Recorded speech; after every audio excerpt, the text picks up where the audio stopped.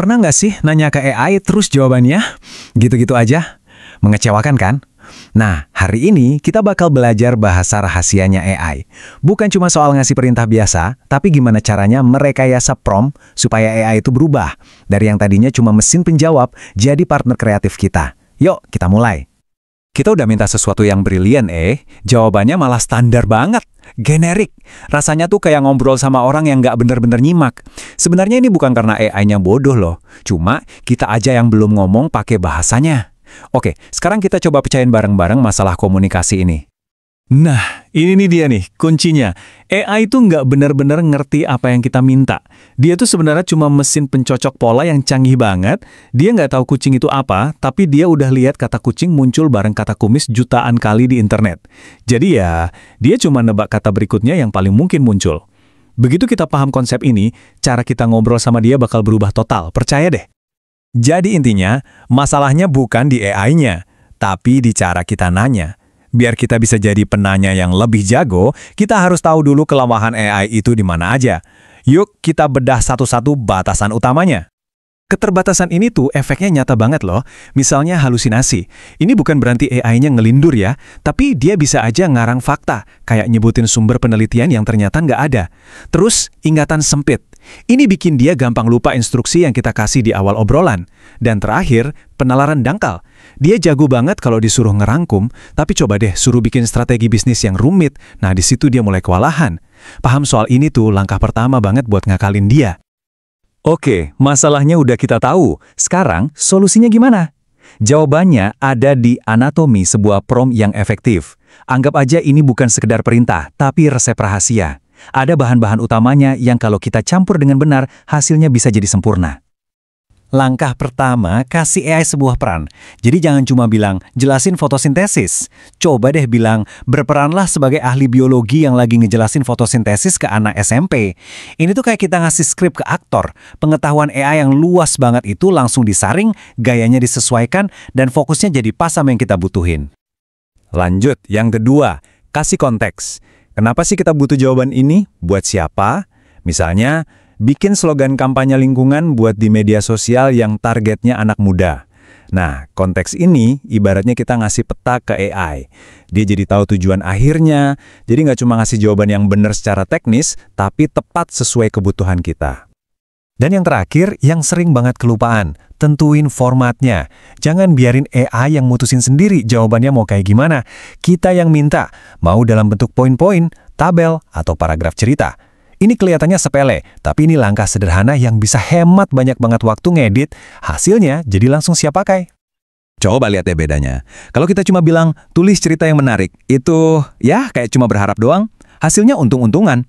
Tapi kalau promptnya jelas, ada genre, jumlah kata, detail karakter, itu udah kayak ngasih cetak biru atau blueprint. Yang pertama, hasilnya bisa ngawur. Yang kedua, ngasih kita fondasi yang kuat buat wujudin ide kita. Oke, dasarnya udah dapat nih. Sekarang kita naik level yuk. Ada dua strategi prompting yang powerful banget, namanya zero shot sama few shot. Gini deh cara gampang mikirinnya. Zero shot itu pas kita kasih perintah langsung, tok, gitu aja. Misalnya, tulis puisi. Kita ngandelin kemampuan dasar si AI. Nah, kalau few shot, kita itu kayak ngajarin AI dulu. Kita kasih dia beberapa contoh, misalnya 2 puisi dengan gaya yang kita suka, terus kita bilang, nah, sekarang bikin satu lagi yang kayak gini ya. Ini cara jitu banget buat dapat hasil yang spesifik sesuai kemauan kita. Nah, ini contoh zero shot yang bagus banget. Coba perhatiin, dia tetap pakai dasar-dasar yang tadi kita bahas kan. Ada perannya, yaitu instructional designer. Ada konteksnya, yaitu modul pembelajaran berbasis proyek. Dan ada audiensnya, siswa kelas 11. Kita kasih perintah lengkap, terus biarin AI-nya kerja. Sekarang kita lihat yang few shot. Bedanya apa? Di sini kita nggak cuma nyuruh AI, tapi kita nunjukin caranya. Dengan ngasih 2 contoh soal, kita seolah-olah bikin pola yang wajib diikutin sama si AI. Jadi nggak ada lagi tuh cerita salah paham atau salah interpretasi. Kita kasih blueprintnya, AI tinggal ngisi. Oke, sekarang saatnya gabungin semua yang udah kita pelajari. Kita bakal lihat gimana caranya teknik prompting yang canggih bisa nyulap sebuah ide kreatif yang rumit jadi sebuah proyek yang beneran jadi. Coba perhatikan tujuannya. Ini bukan permintaan simpel kayak buat gambar istana di atas awan. Bukan. Tujuannya spesifik banget. Latar belakang paralax 2D buat game side-scrolling. Justru karena tujuannya jelas dari awal, kita jadi bisa bikin prompt yang super presisi. Dan ini dia promptnya. Setiap baris di sini ada tujuannya. Ukuran gambar itu buat nentuin resolusi gamenya. 3 lapisan itu kuncinya biar ada efek paralaks. Seni pixel 2D buat nentuin gaya gambarnya. Dan transparansi 50% itu instruksi teknis supaya setiap lapisan bisa ditumpuk dengan benar. Ini udah bukan lagi sekedar minta gambar kan? Ini benar-benar rekayasa teknis tapi pakai kata-kata. Bisa bikin prompt yang jago, itu baru setengah perjalanan. Setengahnya lagi adalah gimana caranya jadi pengguna yang cerdas dan kritis. Jadi sekarang kita geser sedikit ya, dari yang tadinya ngebahas cara bikin, jadi ngebahas cara pakai yang bijak. Harus diingat ya, AI itu kayak teman kita yang super pede, tapi nggak selalu benar. Nah, coba deh pakai kerangka CARAP ini sebagai filter. Sebelum kita pakai hasilnya, coba tanya dulu ke diri sendiri, infonya ini update nggak? Faktanya bisa dicek di tempat lain nggak? Ada bias tersembunyi nggak di jawabannya?